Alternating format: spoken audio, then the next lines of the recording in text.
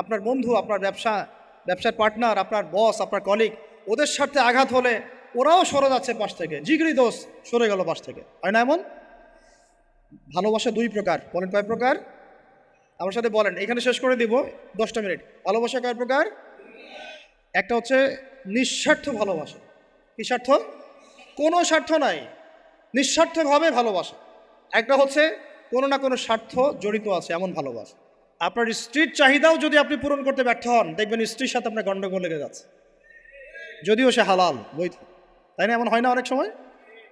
আমি তো অনেক দিন বলেছি, অনেক দিন আগেও বলেছি, 5 বছর 6 বছর আগে, যে মানুষ আসলেই মানুষের অবস্থানকে মূল্যায়ন করে, ভিতর থেকে মানুষকে শুধু মূল্যায়ন করে আল্লাহ রাব্বুল আলামিন।